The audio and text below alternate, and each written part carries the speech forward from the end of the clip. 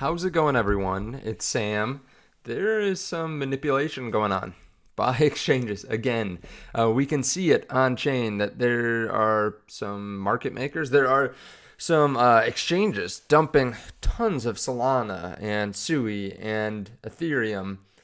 Let's talk about this. Let's talk about the liquidations that are happening right now, what we can expect in the future, whether this is the worst of it or whether this is the beginning of the bear market. If you don't mind, hit subscribe, turn on the bell notification underneath the video, and I won't spend too long on this, but Hotcoin does have a special promotion right now. You can get up to 802,500 USDT in rewards available, just depending on how much you trade. So definitely check this out underneath the video. And yeah, let's get into it. So we have some altcoins falling down today. Bitcoin still holding fairly strong, right? The same price it's been, 96,000.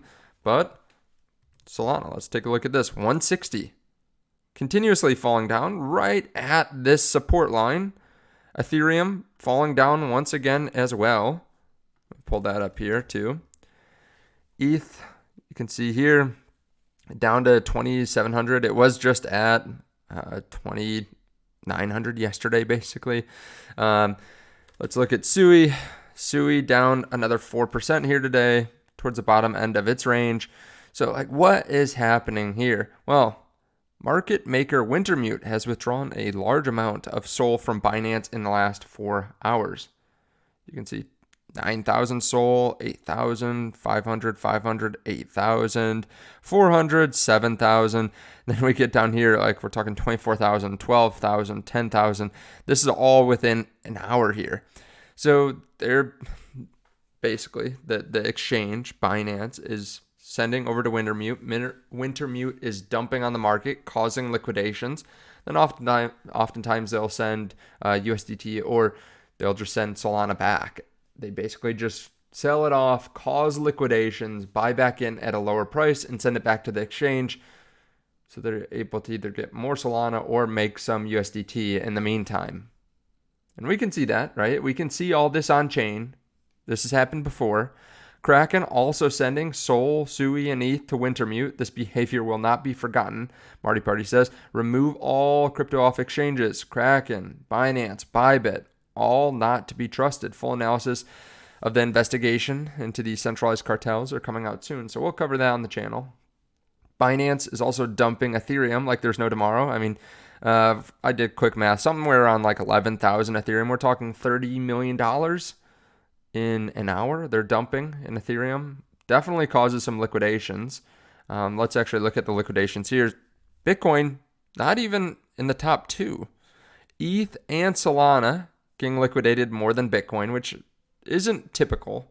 Usually Bitcoin's the top of the list just because it's larger. So even if it's just the same percentage of the market cap that's being liquidated, it's larger, right?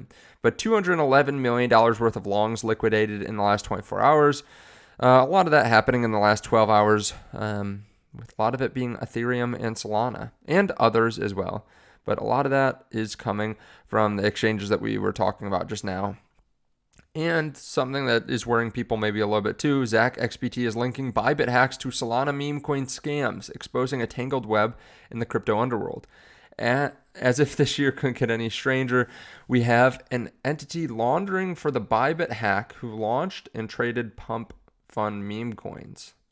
15 hours ago, I made 920 addresses receiving funds tied to the Bybit hack public, and noticed a person laundering for Lazarus Group that previously launched meme coins via pump funds. So some people thinking, okay, maybe Bybit wasn't the first time that some sketchy stuff has happened. Maybe there's some entity that is causing a lot of these pump and dumps, and maybe Solana is not being quite used as much as people think. Maybe there's one entity that's causing a lot of the hacks, a lot of the scams, a lot of the transaction fees, a lot of the transactions on Solana. So maybe it's not quite as used as people think. That's what some people are saying. But personally, I think Solana is going to make it through. I think Solana is still a great product.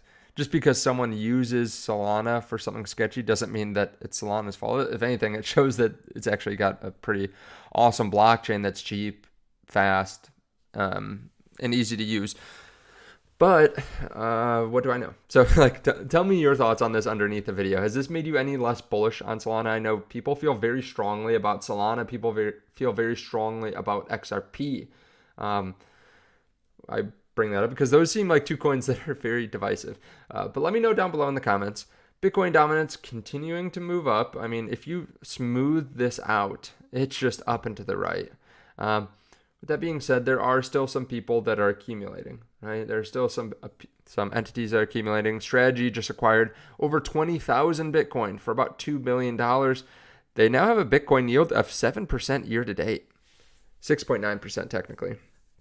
They have almost 500,000 Bitcoin. I thought that was pretty impressive. When I saw this 6.9%, I didn't think that they were moving that quickly this year to acquire more Bitcoin. I mean, everyone's looking at it, or a lot of people are looking at it and saying, hey, they slowed down buying considerably this year compared to the end of last year, and yet they still accumulated 7% within the first 2 months of the year. That's still very significant. I mean, let's just move that out for the year. That means that if they continue to accumulate about that much, they'd be up about 40% year to date. In terms of Bitcoin, 42%. I mean, that's like I said, that's significant if you can accumulate 40% more Bitcoin each year. Now, with that being said, what's going to happen short term? I don't know. I don't have a crystal ball, but it does seem like after there are enough people that capitulate, that will probably move the other way, right? Right now, sentiment is really low. Obviously, some people have been very heavy into Bitcoin, like I have been. I'm 80+% into Bitcoin in my crypto portfolio, so it hasn't really affected me that much, this recent downturn. But there are people that are down 50, 60, 70, 80% in their crypto portfolios that are leaving, or that are, they're putting in their entire, reserves consistently. They're trying to put money back into the market, and they feel like they continue to lose. And eventually those people will leave, and then the markets will probably pump. That's how it typically happens. When we look at the liquidations too, it gives us an idea for what's going to happen, maybe a little bit more short term. You can see we do have still more longs built up than shorts. For example, we have a lot of 100x leverage traders that would get liquidated at 94.6. Sure, there are some at 96.6 as well. So that could be a possibility as well. But we have a lot, obviously, built up right around the current price because people go super long. And then if we just zoom out, we can see on the 7-day, we actually have more longs being built up. So there could be more long liquidations, more long flushes. If we went back down to that $90,000 range, it wouldn't surprise me. I wouldn't be upset by that either. It's just part of the game. But when we zoom out to the 30-day, you can see there are a lot more shorts being built up. So yeah, don't be surprised if we do end up moving up faster than people think, right? This is one of those times where people are super depressed. People are getting out of the market. Like I said, people see good news happening every day, but yet they're not getting excited because the price isn't moving. I think that's the wrong way to go about it. You should still be excited when we hear good news, right? You should still be excited because that eventually will affect the price, right? When there's good news that actually affects Bitcoin's price, like a new company that's buying Bitcoin, or getting a step closer to nation state adoption, right? That kind of stuff is really important for the long-term price appreciation of Bitcoin, but it doesn't always affect the very short term, or liquidity going up and all that kind of stuff. Let me know your thoughts on all this underneath the video. Of course, be careful out there. There's market manipulation. I talk about using crypto exchanges to leverage trade, but I also have said 1,000 times to take your crypto off of exchanges. How can I say both of those things? Well, take off your long-term bag, leave whatever you're trading on the exchange, right? If you're trading $1,000, but you have $50,000, put the $49,000 in cold storage somewhere safe, and then trade the $1,000. And then when you eventually take profits, you can withdraw it from the exchange or something like that. Now, to be clear, there are different ways to add to positions, right? Like a lot of people are probably down on long positions right now.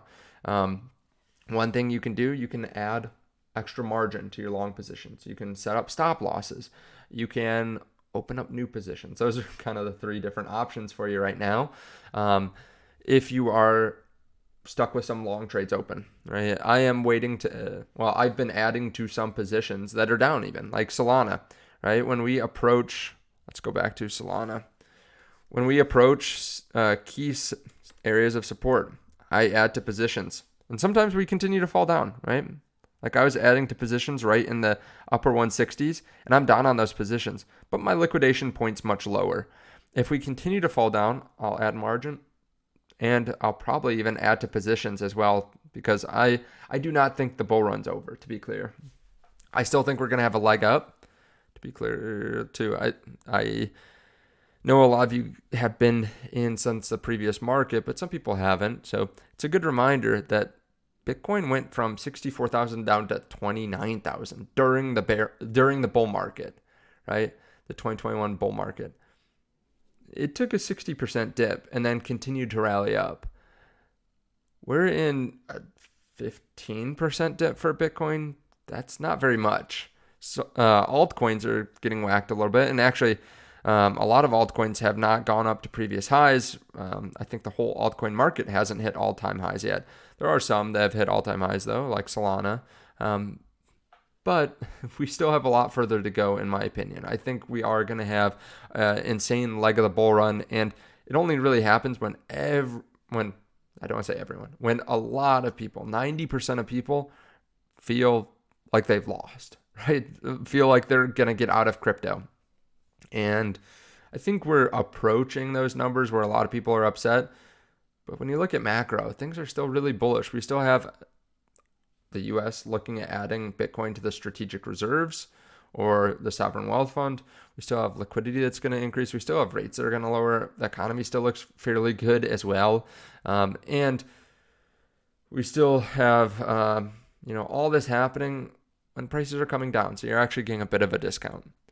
I think you just have to think about this long term, and you realize, maybe this isn't the worst thing in the world for us just to go sideways for a little bit. It does lengthen out how long we go in the bull run and how high we can go as well. When there are regular dips, that's actually really healthy for the market. And, Solana on a very healthy dip right now too. Bitcoin, like I said, just down 15%, but some altcoins like Solana are down 46% from the recent high. Let me know your thoughts on all this underneath the video. Again, if you want to trade crypto, there's a link to Hotcoin, BTCC, Blofin, CoinW. There are links to WEEX and BitUniX as well. There are a lot of exchange links underneath the video. If you want more information, right? If you want to see what I'm doing a little bit more real time, or if you want exclusive videos, there are links underneath the video to the Patreon. Thank you so much. I really do appreciate it. I'll see you all in the next one.